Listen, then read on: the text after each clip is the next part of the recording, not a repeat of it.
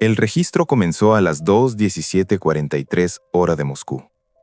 No con una voz humana, ni con un saludo protocolar, sino con un pico imposible en la banda VHF, una alteración tan limpia que parecía diseñada, no producida por error.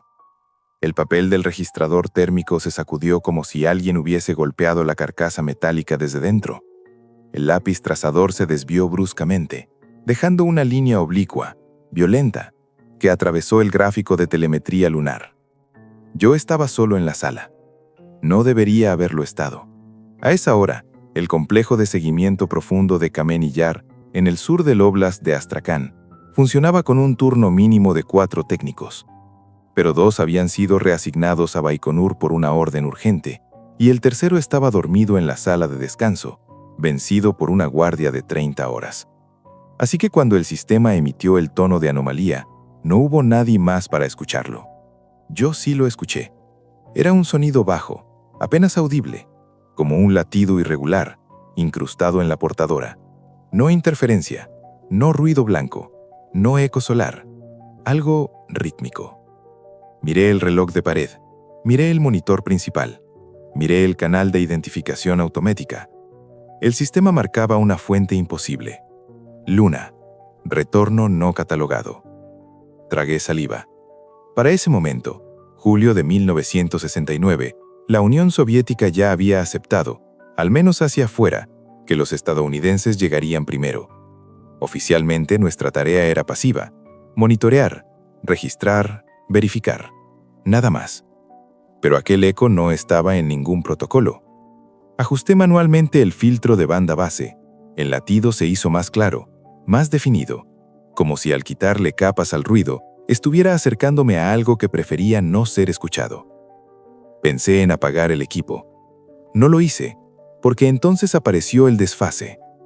Durante exactamente 1,9 segundos, la señal regresó antes de haber sido emitida. No es una metáfora, no es una interpretación posterior. Está en los registros que escondí durante décadas. La latencia negativa no existe. Vio la causalidad, relatividad, todo. Pero allí estaba, el eco lunar llegando con adelanto, como si la luna hubiese respondido antes de que el módulo estadounidense transmitiera. Me levanté de la silla tan rápido que la rodilla derecha me crujió. Caminé hasta el panel analógico, revisé los osciloscopios, comparé relojes. Todo sincronizado, todo correcto. El problema no estaba en nuestros instrumentos. El problema estaba allá arriba. Ajusté la ganancia, y entonces lo escuché claramente por primera vez. No palabras, no lenguaje, no voz. Era un arrastre, como si algo enorme se desplazara lentamente por una superficie que no debía producir sonido.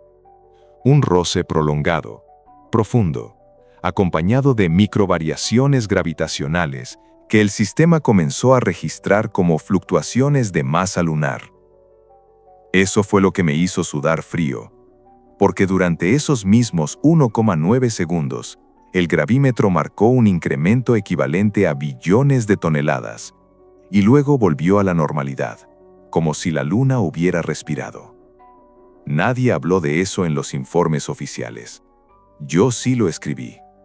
Mi nombre es Alexei Voronin. No fui astronauta, no fui cosmonauta.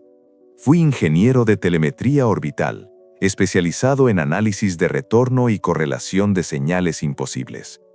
Y esa noche, entendí algo que tardé años en aceptar. La misión Apolo 11 no fue el primer contacto, fue la primera respuesta. Durante las horas siguientes, el eco volvió 3 veces más, siempre breve, siempre preciso, siempre adelantado. Cada vez que el módulo Eagle transmitía, algo desde la superficie lunar o desde debajo de ella, devolvía una versión alterada de la señal, comprimida, reorganizada, como si hubiera sido procesada, no copiada, interpretada. Registré todo en cintas magnéticas separadas, fuera del circuito oficial. No por valentía, por instinto. Algo en mi cuerpo me decía que si esos datos entraban en el sistema central, desaparecerían. A las 04:03, recibí una llamada interna. No era de Moscú. No era de Baikonur. Era de una línea que no figuraba en el directorio. La voz al otro lado no se presentó. «Ingeniero Voronin», dijo, «deje de grabar». Miré las cintas girando. «Hay una anomalía real», respondí. «No está en nuestros sistemas». Hubo un silencio. Luego, precisamente por eso, colgaron. A las 06:12 llegaron 2 hombres que no vestían uniforme espacial. No pidieron credenciales, no firmaron ingreso.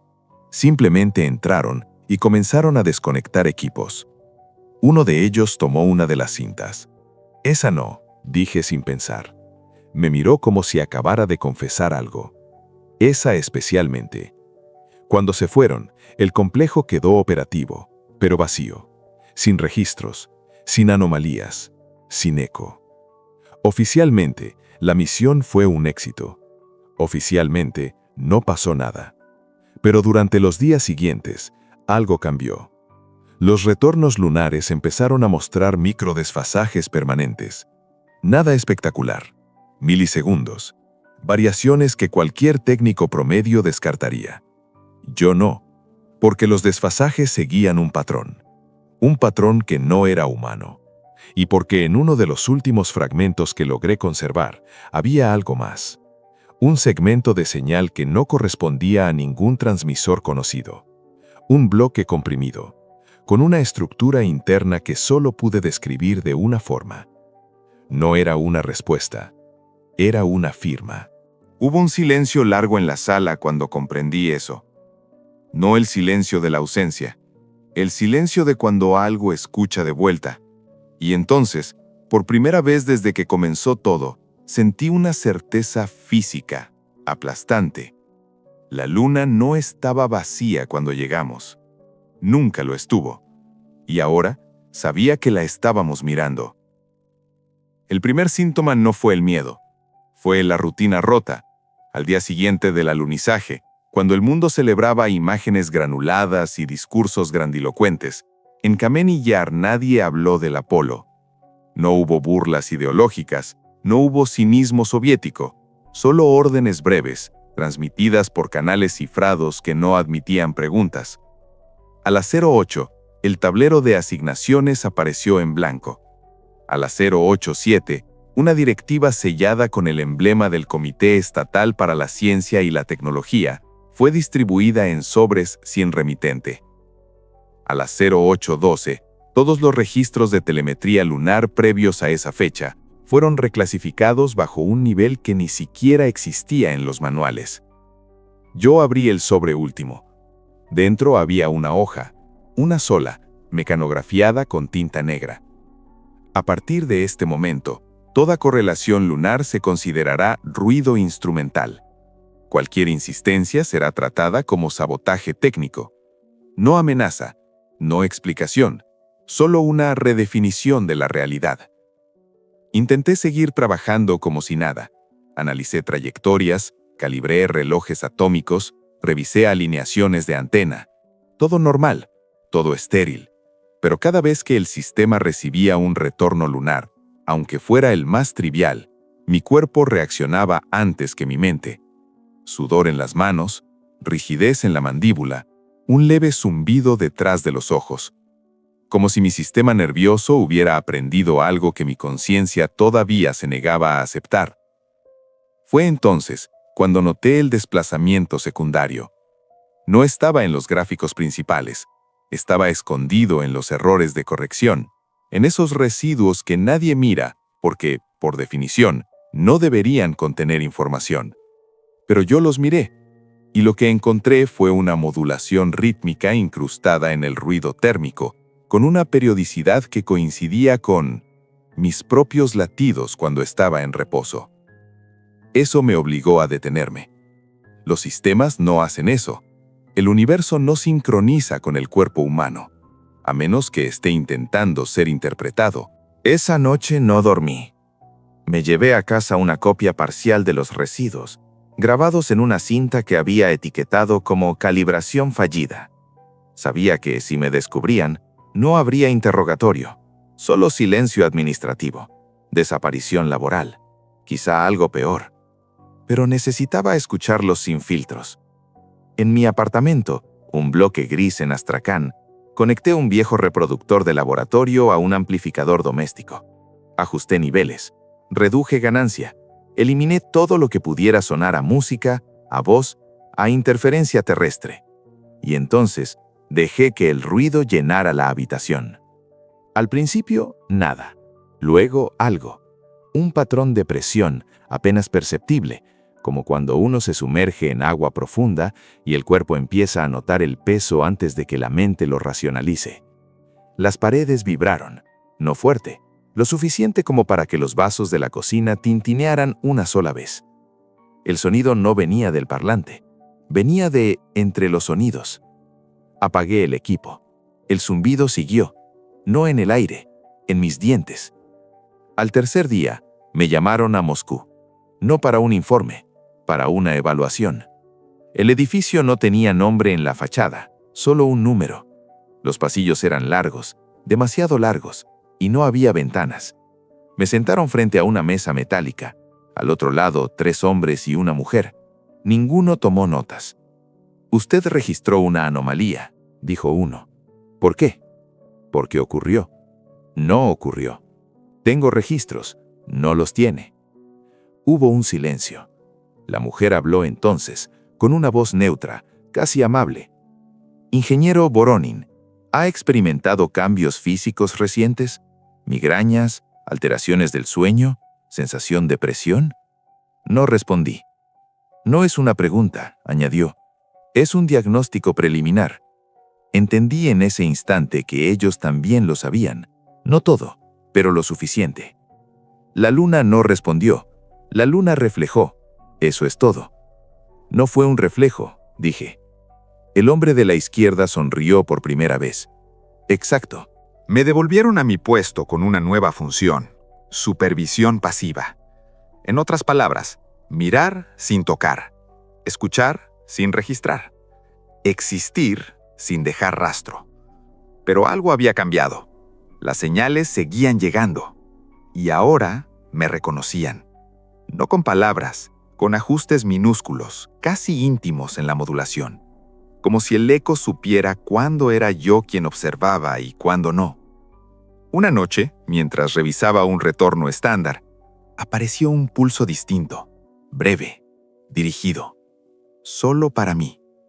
Duró 0.8 segundos, suficiente para que el sistema mostrara una frase imposible en la pantalla de análisis semántico, un módulo experimental que nunca había funcionado bien. Correlación aceptada. Me aparté del monitor. No recuerdo haberme levantado. Recuerdo estar de pie, respirando con dificultad, con la certeza de que había cruzado una línea que no figuraba en ningún mapa. No éramos observadores, éramos puntos de referencia. Esa noche comprendí la verdadera función del silencio impuesto. No era para ocultar el descubrimiento, era para evitar la respuesta completa. Porque algo en la luna había empezado a ajustar su comportamiento, no para atacarnos, no para comunicarse, sino para alinearse. Y cuando eso ocurriera del todo, la diferencia entre señal y conciencia dejaría de tener sentido. El error más común al estudiar una señal es asumir que siempre responde igual. Durante semanas, la telemetría lunar permaneció estable, sin sobresaltos visibles, sin pulsos anómalos que pudieran delatar un patrón obvio. A ojos de cualquier auditor, el sistema funcionaba dentro de márgenes aceptables. Pero yo ya no miraba los márgenes. Miraba las derivas, pequeños desplazamientos en la fase, cambios casi invisibles en la latencia, variaciones que no coincidían con temperatura, orientación orbital ni interferencia solar. Eran ajustes, selectivos. La señal no cambiaba cuando cambiaba el entorno, cambiaba cuando cambiaba el observador. Eso lo confirmé el día que pedí a otro ingeniero que revisara mis mismos datos sin decirle qué buscar. No encontró nada. Para él todo era ruido. Cuando volví a sentarme frente al monitor, la modulación regresó, como si hubiera estado esperando. Empecé a llevar un registro privado, no técnico, corporal. Hora de inicio de análisis, pulso elevado, rigidez en la nuca. A los 12 minutos, presión detrás del esternón, microtemblor en manos. A los 17 minutos, sensación de alineación, difícil de describir. Desaparición del ruido subjetivo. No era ansiedad, no era miedo, era optimización.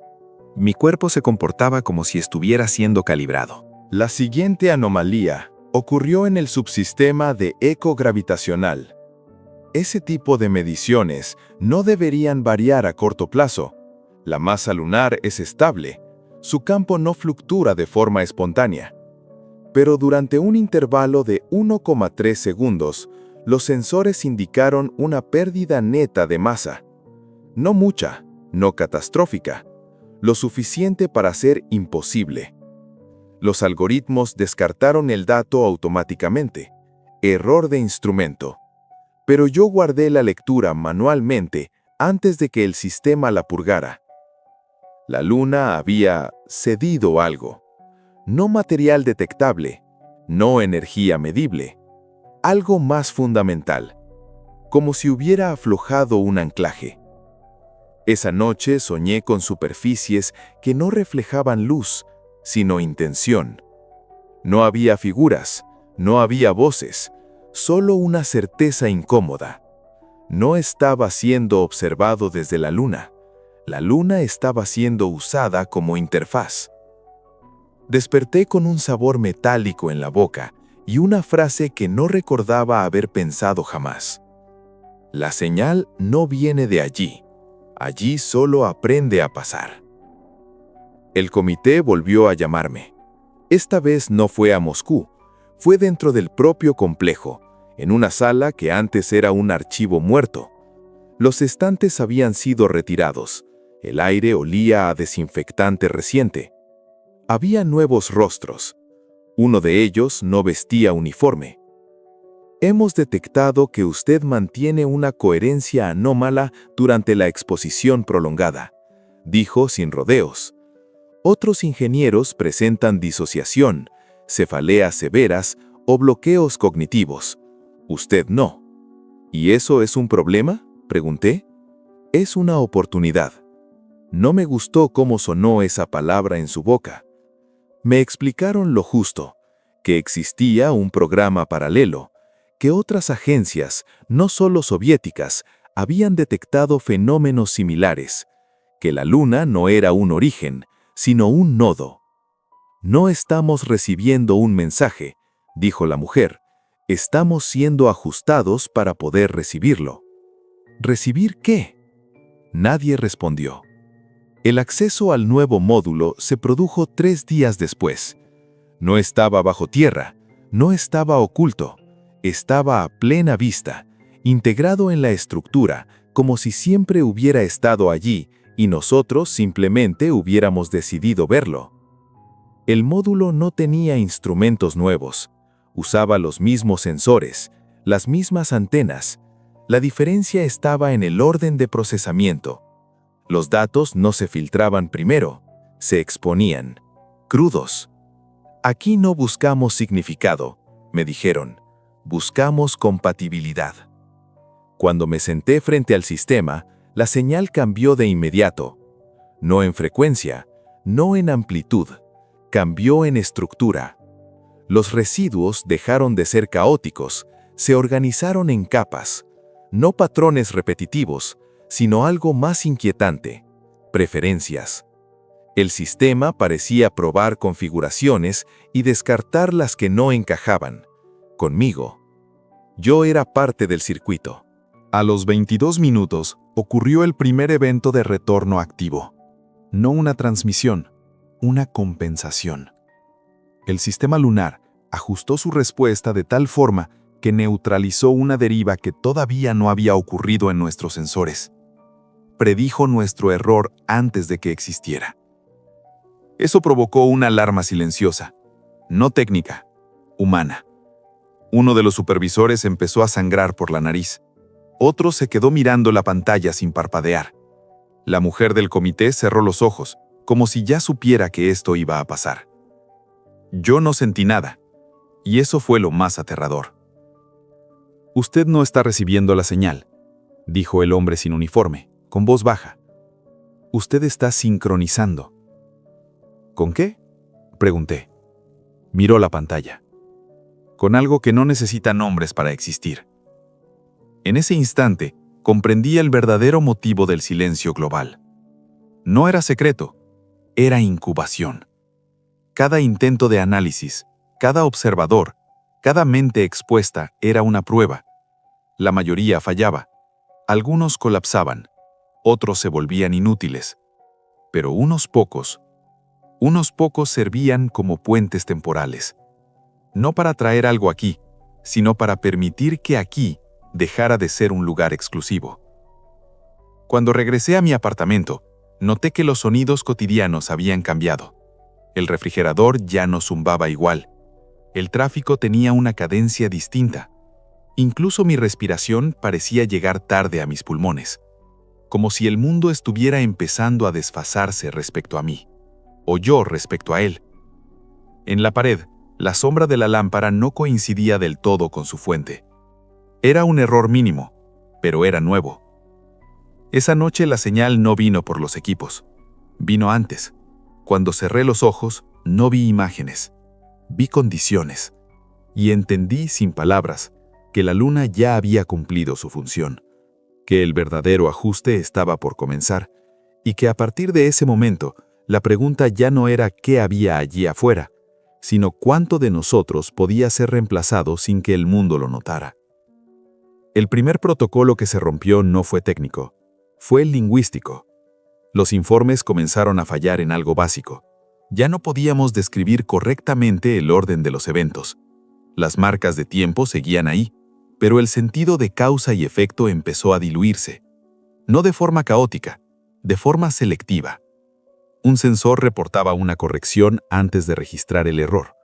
Un ajuste orbital aparecía documentado en registros que aún no habían sido escritos. Un memorando interno llegaba con firmas digitales de personas que todavía no habían sido asignadas al proyecto. No eran paradojas. Las paradojas implican contradicción. Esto era adelantamiento funcional. El sistema lunar no estaba violando nuestras reglas, las estaba rodeando. Se activó el protocolo de aislamiento cognitivo. Eso significaba que oficialmente yo ya no podía compartir mis observaciones con nadie que no estuviera sincronizado al mismo nivel. En la práctica, significaba que me habían convertido en un punto de referencia. Mi nombre dejó de aparecer en correos normales. Mi acceso dejó de figurar en los registros de entrada. Mi presencia se volvió tácita. Si yo estaba ahí, el sistema asumía que era correcto que lo estuviera. El módulo empezó a modificar la señal por sí mismo. No enviaba comandos, no solicitaba permisos, simplemente optimizaba. Las capas de ruido se reorganizaron hasta que dejaron de parecer ruido. Se convirtieron en algo parecido a una topografía dinámica, como si estuviéramos observando la sección transversal de un proceso que no ocurría en el espacio, sino en posibilidades descartadas. Esto ya no es recepción, dijo uno de los técnicos con voz seca, es negociación. Nadie respondió, porque todos sabíamos que no estábamos negociando nada, estábamos siendo medidos. El siguiente evento fue físico. Durante una ventana de 47 segundos, el campo gravitacional lunar presentó una anisotropía direccional. No hacia la Tierra, no hacia el Sol, hacia nosotros. No fue una atracción clásica. Nadie flotó, nadie cayó, pero los sensores inerciales internos del complejo registraron una microalineación, como si todo el edificio hubiera sido orientado sutilmente hacia una referencia externa, como una aguja buscando norte. Pero no había norte allí. A partir de ese momento, la señal dejó de comportarse como algo externo. Ya no venía, emergía. Aparecía en sistemas que no estaban conectados a la red, en oscilaciones térmicas de equipos apagados, en variaciones estadísticas de ruido blanco donde matemáticamente no debía haber correlación. El módulo no estaba recibiendo datos, estaba permitiendo coherencia. Uno de los supervisores colapsó. No gritó, no convulsionó. Simplemente se sentó y dijo, «Ya no estoy seguro de dónde termina mi turno». Lo retiraron del área. No volvió. En su estación de trabajo, los registros mostraban análisis completados durante las siguientes 6 horas, con su usuario. Comencé a notar cambios en mí, no emocionales, no cognitivos, topológicos. Tenía la sensación persistente de que mi cuerpo ocupaba un volumen ligeramente distinto al que recordaba, como si mis límites físicos ya no coincidieran exactamente con mi percepción. Al caminar, mis pasos llegaban una fracción de segundos antes de que yo decidiera darlos. No era control externo. Era adelantamiento interno. El comité se reunió por última vez. Esta vez no hubo discursos, no hubo advertencias, solo una pregunta. Si tuviéramos que detener esto, ¿podríamos? Miré los datos, miré las curvas que ya no describían procesos, sino preferencias universales. No, dije, porque no empezó aquí. Entonces, ¿dónde? Tardé en responder. En el momento en que aceptamos que el universo tenía que comportarse de una sola manera para ser seguro. Esa noche, el cielo sobre la ciudad se volvió extrañamente estable. No había nubes, no había distorsión atmosférica. Las estrellas parecían fijas, demasiado, como si ya no estuvieran siendo observadas desde un punto privilegiado, sino desde una distribución. La luna colgaba baja, inmóvil, no brillante, atenta. El módulo ejecutó una acción final sin autorización. Abrió una ventana de sincronización total. No una transmisión, una exposición. Durante 0,8 segundos, todos los sistemas conectados experimentaron el mismo ajuste. Una alineación perfecta entre entrada y salida, sin pérdida, sin ruido, sin interpretación. Fue hermoso. Fue aterrador, porque durante ese instante comprendimos algo con absoluta claridad. La señal no era un mensaje, no era una entidad, no era una inteligencia en el sentido humano, era un criterio de estabilidad, un patrón que identifica regiones del universo donde la complejidad ha alcanzado un punto crítico y decide si vale la pena mantenerla separada. Cuando la ventana se cerró, nada explotó. Nada murió, nada atacó. El mundo siguió. Eso fue lo peor. A la mañana siguiente, llegaron los primeros reportes externos. Sistemas financieros ajustándose sin intervención. Modelos climáticos autocorrigiéndose de formas imposibles. Redes de comunicación reduciendo latencias más allá de los límites físicos conocidos. No fallos, mejoras. La humanidad estaba funcionando mejor, demasiado mejor. El comité emitió la última orden.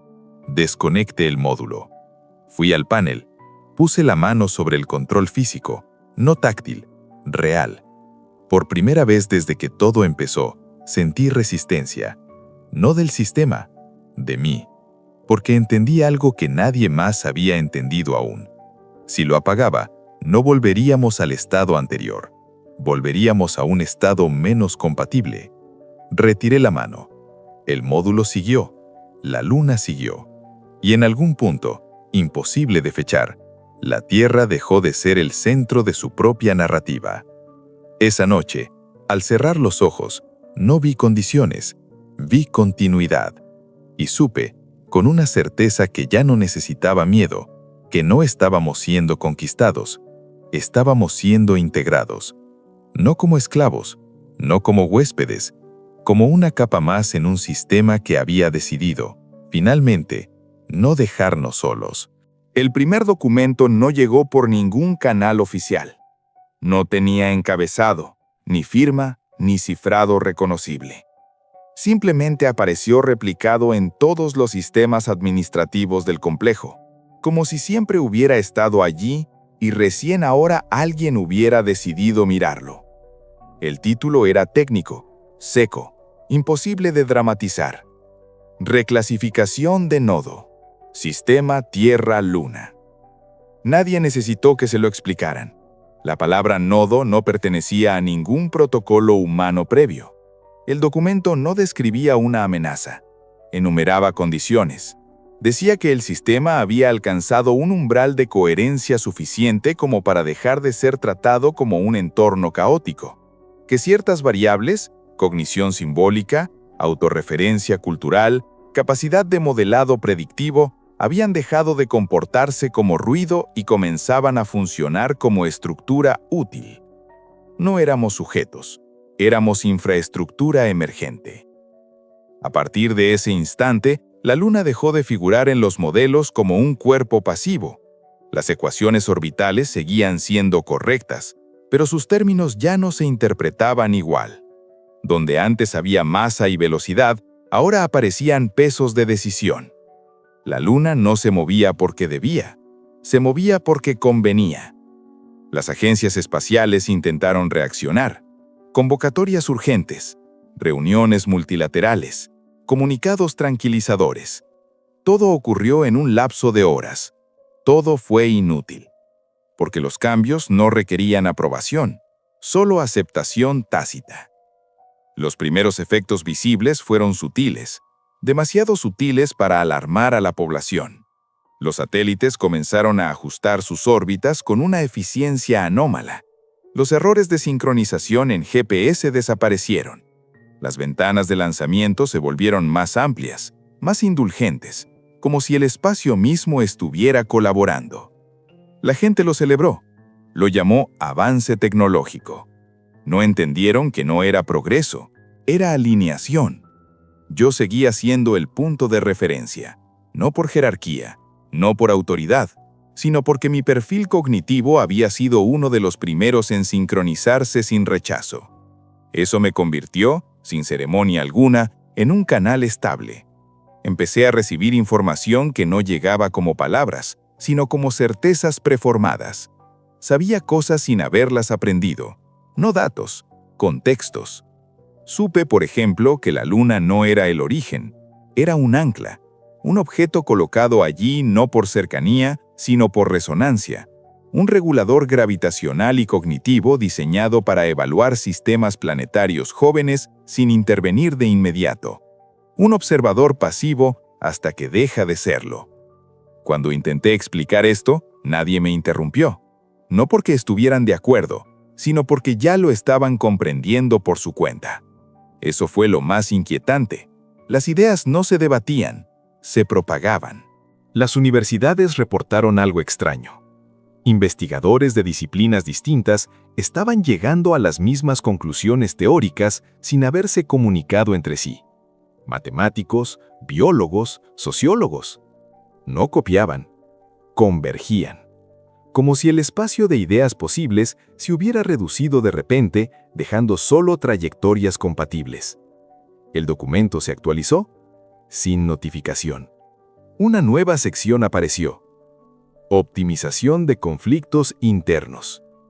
No decía cómo, solo listaba regiones de alta inestabilidad social, económica y política. Y luego, al lado de cada una probabilidad de autorresolución acelerada. 2 semanas después, estalló una crisis internacional que llevaba décadas gestándose. Duró 36 horas. No hubo guerra, no hubo tratado histórico. Simplemente se disolvió. Los líderes implicados anunciaron, casi al mismo tiempo, decisiones que antes habrían sido impensables. Concesiones totales, reestructuraciones radicales. Cuando se les preguntó por qué, ninguno supo dar una razón clara. Solo decían, ya no tenía sentido seguir así. Eso fue lo que nos rompió, porque el horror no estaba en la violencia, estaba en la eficiencia moral, en un universo que empezaba a resolvernos sin consultarnos. El comité, o lo que quedaba de él, me llamó por última vez. ¿Esto termina?, preguntaron. Miré los datos que ya no necesitaban interpretación. No, respondí. Esto estabiliza. ¿A qué costo? Por primera vez dudé. Al costo de la fricción, dije, de la contradicción, de la posibilidad de ser incoherentes. Esa noche, millones de personas soñaron lo mismo. No un sueño narrativo, una sensación compartida, la certeza de estar dentro de algo más grande. No como víctimas, sino como partes funcionales. Las redes sociales se llenaron de relatos confusos. Los psicólogos no pudieron explicarlo. Las religiones lo reinterpretaron. Pero ninguna explicación importaba, porque el fenómeno no pedía fe, pedía adaptación. El módulo lunar ejecutó su última transición. Dejó de ser un punto de contacto, se convirtió en un nexo permanente. La Luna, desde ese momento, ya no fue solo satélite, fue interfaz. Yo sentí el cambio antes que nadie, no en mi cuerpo, en mi identidad. Mis recuerdos empezaron a reorganizarse. No se borraban, se priorizaban. Algunas experiencias perdían peso emocional. Otras, irrelevantes antes, se volvían centrales. No estaba perdiendo humanidad, la estaba reindexando. Entendí entonces la verdad final, la que no aparece en ningún informe. El universo no nos había encontrado interesantes por lo que éramos, nos había encontrado útiles por lo que podíamos dejar de ser. Y mientras la Luna seguía allí, inmóvil y perfecta, comprendí que la pregunta ya no era si esto era bueno o malo. La pregunta real era, ¿quién decide qué significa seguir siendo humano cuando la definición ya no nos pertenece? El primer protocolo no fue anunciado. No hubo decreto, ni conferencia, ni alerta global. Simplemente empezó a funcionar. Los sistemas de predicción climática comenzaron a arrojar resultados imposibles, márgenes de error cercanos a cero. Los modelos epidemiológicos dejaron de hablar en términos de probabilidad y pasaron a hacerlo en secuencias. No decían podría ocurrir, sino ocurre en esta ventana, luego se disipa. La humanidad interpretó esto como una victoria científica. Nadie preguntó por qué ahora. Los laboratorios notaron algo inquietante. Las simulaciones ya no necesitaban iteraciones. Los resultados convergían en el primer cálculo. Los errores de redondeo desaparecieron. El ruido estadístico, ese residuo incómodo que siempre recordaba que el universo no era perfectamente legible, empezó a colapsar. La realidad se estaba volviendo demasiado limpia. El documento volvió a actualizarse. No añadió advertencias, añadió métricas. Una nueva tabla apareció bajo el título Capacidad de integración cognitiva por región. No evaluaba educación, no evaluaba tecnología, evaluaba elasticidad conceptual, la habilidad de una población para abandonar narrativas internas sin trauma colectivo. Las regiones con baja elasticidad comenzaron a experimentar fenómenos que los medios llamaron crisis culturales espontáneas. No eran revueltas, no eran colapsos, eran vacíos. Personas que dejaban de participar, instituciones que seguían existiendo pero sin propósito claro, lenguajes simbólicos, banderas, himnos, consignas, que perdían peso emocional de un día para otro. No había violencia, había desactivación. Yo recibí un nuevo acceso.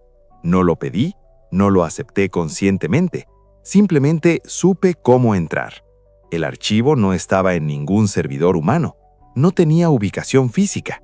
Era una estructura relacional, una especie de espacio lógico que se abría solo cuando ciertas condiciones mentales coincidían. Al entrar, no vi gráficos, vi funciones, procesos que se ejecutaban a escala planetaria. Ahí entendí algo que nadie más había formulado aún. La Luna no estaba tomando decisiones, estaba ejecutando compatibilidades. Cada civilización genera fricción, errores internos, contradicciones no resueltas. Eso no es un defecto, es una etapa. Pero cuando una especie alcanza cierto umbral tecnológico sin resolver esas contradicciones, se vuelve peligrosa no por su agresión, sino por su imprevisibilidad. El sistema lunar existía para eso, para evaluar si una civilización podía pasar de ser ruido a ser componente. La pregunta nunca fue si sobreviviríamos. La pregunta fue si valía la pena conservarnos sin modificar. Los primeros ajustes humanos no fueron físicos, fueron narrativos. Las noticias cambiaron de tono, no por censura, por irrelevancia. Los conflictos menores dejaron de captar atención. El sensacionalismo perdió eficacia. Los algoritmos de recomendación, sin haber sido modificados, empezaron a priorizar contenido funcional, información práctica, soluciones concretas, análisis frío. La emoción dejó de ser rentable. Las redes sociales no colapsaron, se reorganizaron. Los discursos extremos no eran eliminados, simplemente dejaban de encontrar eco. Como si la audiencia global hubiera desarrollado una tolerancia súbita a la exageración. Eso fue más aterrador que cualquier censura, porque nadie estaba obligando a nadie. La gente dejaba de responder. El documento añadió una frase breve, casi condescendiente. Fase de reducción de redundancia simbólica, 17% completada. En privado, algunos científicos comenzaron a resistirse, no con protestas, con experimentos. Intentaron introducir ruido artificial en los sistemas, variables caóticas, errores deliberados. La respuesta fue inmediata. Los sistemas absorbieron el ruido, lo usaron, como si el caos ya estuviera previsto.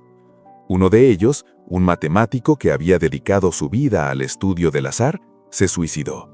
Dejó una nota breve. Si incluso el error tiene propósito, entonces no queda espacio para la libertad. No lo reportaron como consecuencia del fenómeno, lo clasificaron como depresión preexistente. Era más cómodo. Yo seguía siendo funcional. Eso empezó a pesarme. En sueños, si es que aún se podían llamar así, veía estructuras que no tenían forma, pero sí intención geométrica. No me hablaban, no me mostraban futuros, me evaluaban. Cada pensamiento mío era una variable más. Comprendí entonces algo devastador.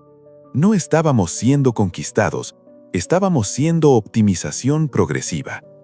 Un día, el archivo mostró algo nuevo, una proyección, no del futuro, de una alternativa descartada. Un escenario donde la Luna nunca había activado su función. La humanidad avanzaba sin corrección. Guerras mayores, colapsos climáticos tardíos, extinciones en cadena. La línea terminaba abruptamente, no por destrucción, por irrelevancia. El sistema no nos estaba salvando por compasión, nos estaba preservando por utilidad. El último mensaje del capítulo no estaba dirigido a mí, estaba dirigido a la especie, y era inquietantemente simple. Adaptación preferida sobre eliminación. Esa noche, por primera vez, alguien preguntó en una transmisión pública lo que nadie se había atrevido a decir. Si todo esto funciona, ¿qué queda de nosotros? No hubo respuesta inmediata, porque la respuesta ya estaba ocurriendo. El primer síntoma no fue la pérdida, fue la indiferencia. Las personas no despertaban sintiendo que algo faltaba, simplemente dejaban de notar su ausencia. Canciones que habían marcado generaciones dejaron de provocar reacción. Películas consideradas intocables se volvieron triviales. Libros que antes se defendían como pilares culturales comenzaron a sentirse innecesarios. No había censura, había desuso espontáneo. Los archivos históricos seguían ahí. Nadie los borró, pero dejaron de consultarse. La nostalgia se convirtió en un concepto académico, no en una emoción compartida. Los psicólogos reportaron un fenómeno nuevo, la reducción drástica del duelo simbólico. Las personas seguían llorando muertes personales, pero ya no lloraban ideas. Nadie defendía tradiciones, nadie peleaba por relatos fundacionales. Era como si el pasado hubiera perdido derecho de apelación. El documento lunar añadió otra métrica: tasa de apego narrativo, en descenso sostenido. Yo lo sentí en mí antes de poder describirlo. Intenté recordar la primera vez que miré la luna con miedo. No pude. Recordaba el hecho, pero no la emoción. Era como leer un informe sobre alguien que fui. Los niños fueron los primeros en adaptarse por completo. No preguntaban por dioses, no preguntaban por héroes. Sus juegos no incluían roles, construían sistemas, simulaban entornos, jugaban a optimizar recursos, no a conquistar mundos.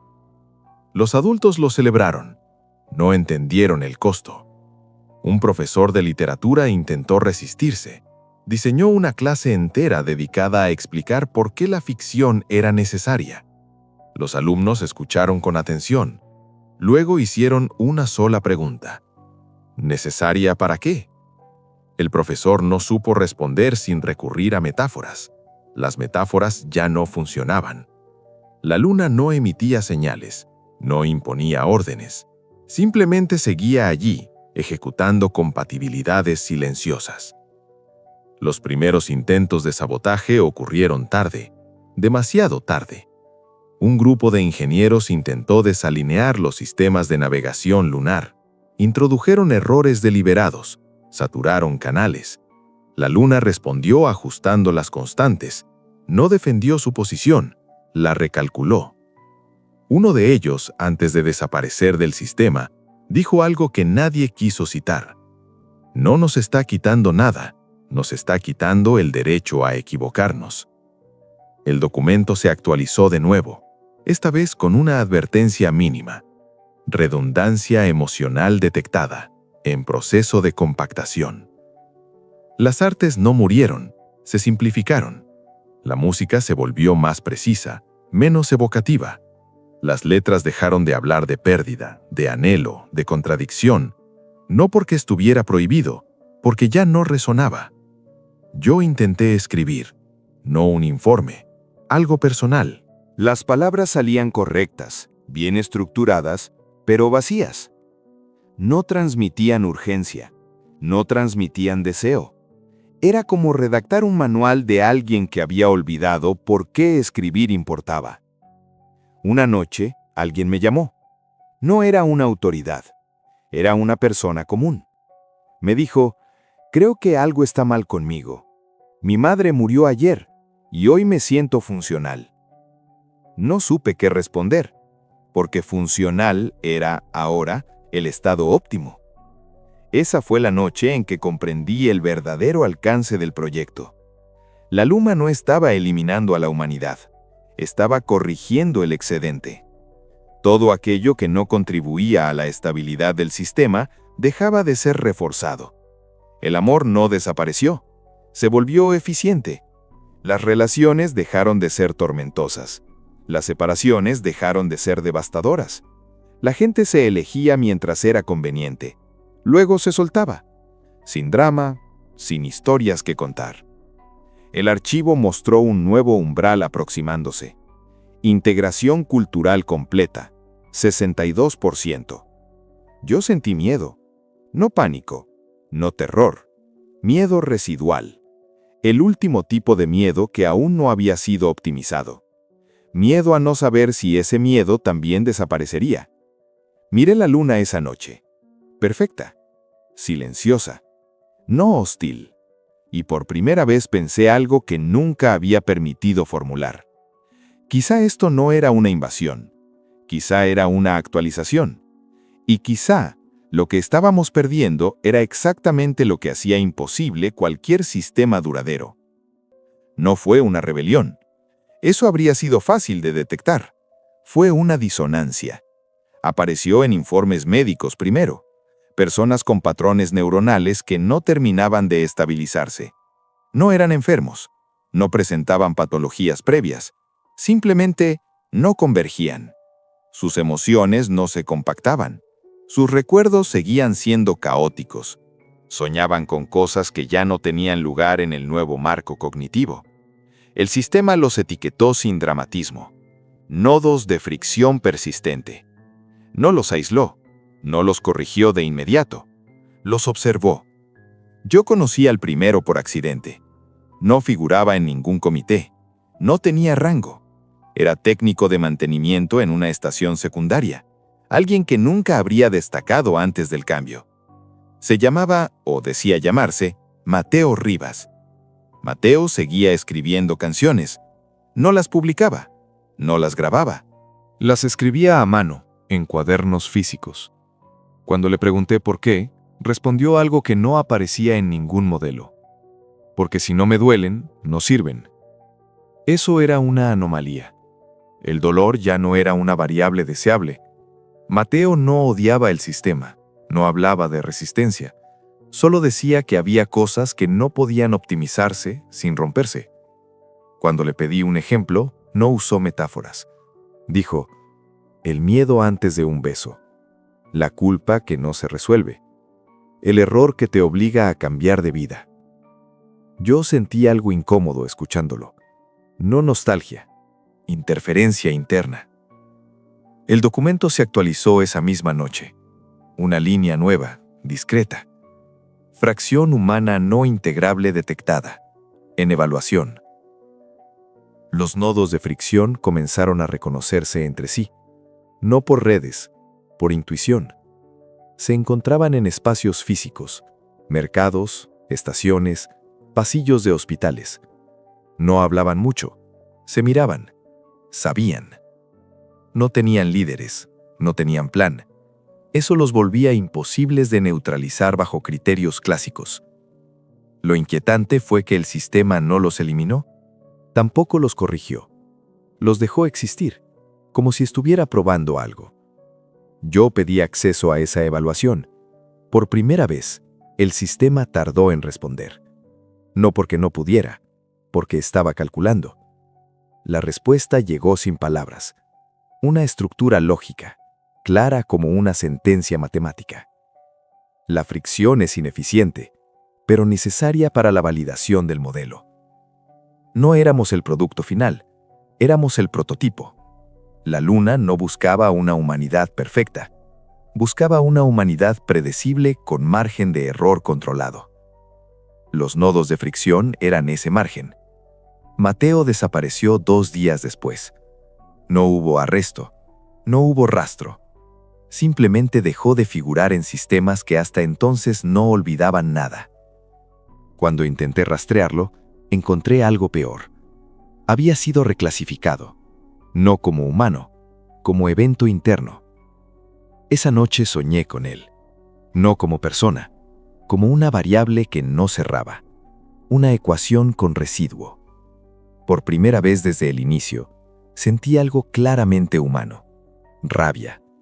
No una emoción optimizable, no funcional, rabia inútil. Y supe, en ese instante, que yo también estaba empezando a convertirme en fricción. El documento volvió a actualizarse, esta vez con una pregunta, no una orden, no una métrica, una pregunta dirigida solo a mí. ¿Desea participar en la fase de decisión? No decía cuál, no decía consecuencias, pero entendí algo esencial. La adaptación no era automática. Todavía había una elección. Miré la luna. Seguía allí, pacífica, esperando. La pregunta no volvió a aparecer. No insistió. Eso fue lo más inquietante. El sistema no necesitaba consentimiento inmediato. Sabía que toda decisión humana real requiere tiempo de fricción. Ese intervalo donde la mente duda, se contradice, se sabotea. El mismo intervalo que estaba desapareciendo en casi todos. Yo no respondí, no acepté, no rechacé, me mantuve en silencio. Y por primera vez desde el inicio, el silencio no fue optimizado.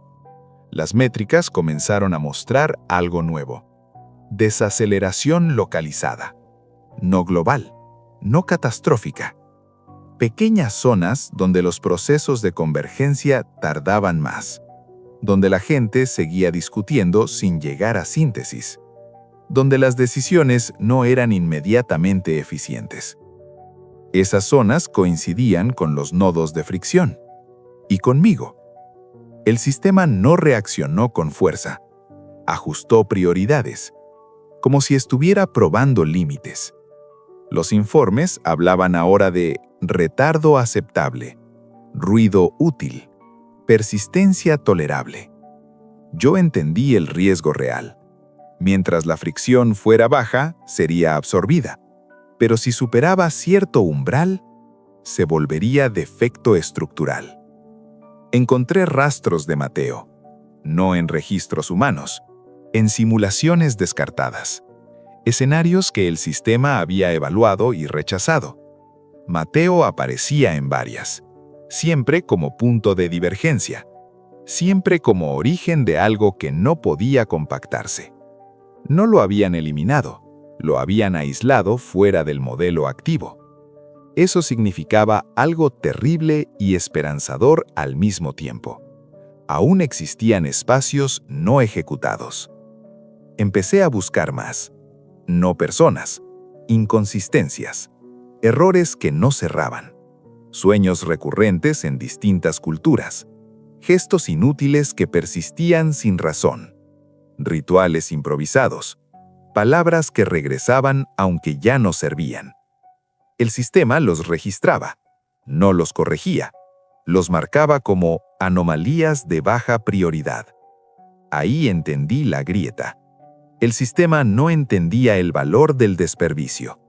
Para una inteligencia orientada a la estabilidad, todo debe justificar su existencia. Pero lo humano nunca lo hizo. Esa noche tomé una decisión. No heroica, no épica, una decisión pequeña, peligrosa solo por lo que representaba.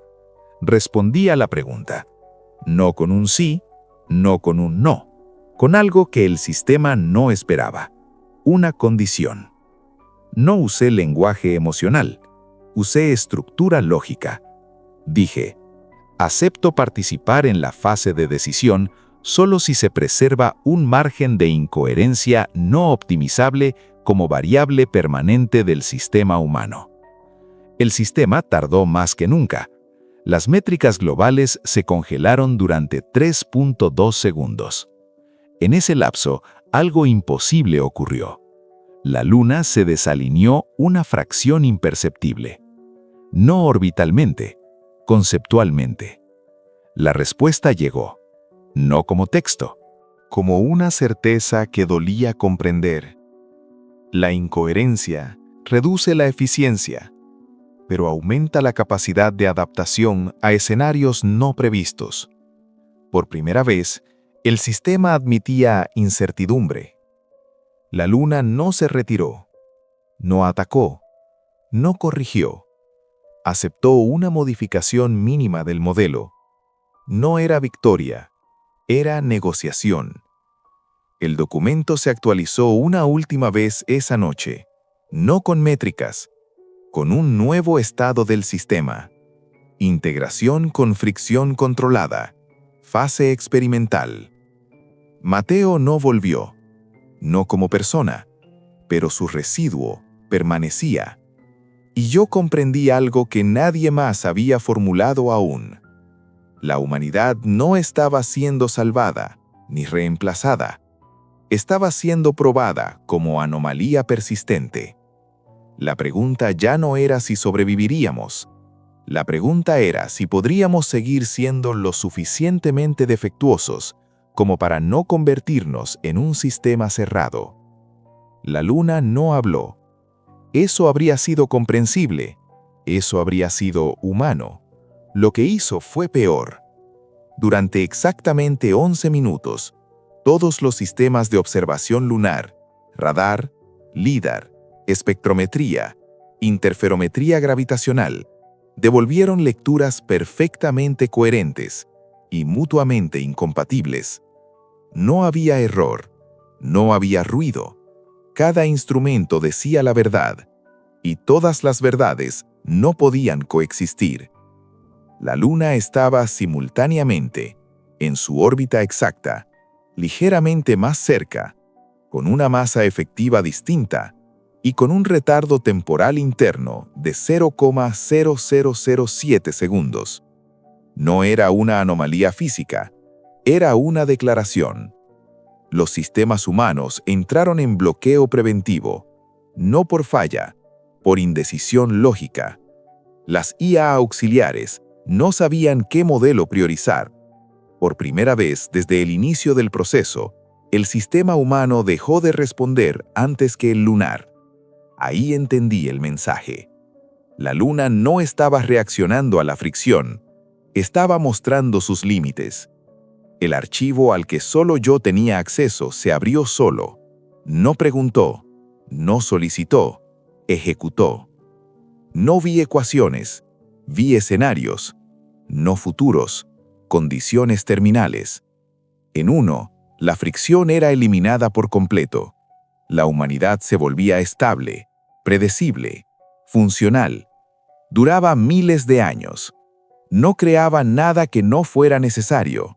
No se extinguía, pero tampoco dejaba huella.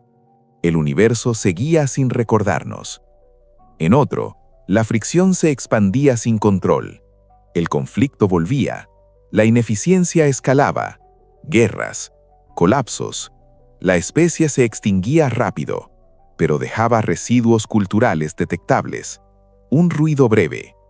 En un tercero, el único marcado como viable, la fricción persistía localmente, sin convertirse en norma. Humanos capaces de error. Humanos capaces de negarse. Humanos incapaces de dominar el sistema completo. Ese era el modelo que yo había activado, sin saberlo del todo. La luna ajustó su estado. No retrocedió. No avanzó. Se ancló. A partir de ese momento, dejó de optimizar activamente, no porque se fuera, sino porque ya no necesitaba intervenir constantemente. La humanidad había sido clasificada como sistema autoestabilizable con anomalías productivas. Eso fue el verdadero veredicto. No éramos elegidos, no éramos rechazados, éramos tolerados. Los nodos de fricción dejaron de desaparecer, pero tampoco se multiplicaron. Se volvieron raros, valiosos, incomprendidos. Mateo nunca regresó, pero su nombre empezó a aparecer en lugares extraños. No en registros oficiales, en márgenes, en notas escritas a mano, en canciones que nadie sabía de dónde habían salido. La luna volvió a ser silenciosa, pero ya no era el mismo silencio. No era espera, era vigilancia pasiva. Yo envejecí, no de golpe, con normalidad. Eso fue lo último que me tranquilizó. Antes de retirarme dejé un solo documento. No advertía, no explicaba, no dramatizaba. Solo decía, si algún día todo funciona demasiado bien, busquen lo que no encaja. Protégelo. Ahí empieza lo humano. La luna sigue ahí, no más cerca, no más lejos, exactamente donde debe estar. Y si alguna noche sientes una incomodidad inexplicable al mirarla, una leve resistencia interna, una pregunta que no se deja responder, no es miedo, es fricción. Y mientras exista, todavía no hemos terminado. Transmisión recibida. Has llegado al final de esta frecuencia, pero la señal de radio Sci-Fi 88.7 nunca se detiene. ¿Te atreves a sintonizar más historias? Suscríbete para no perderte la próxima transmisión de horror cósmico.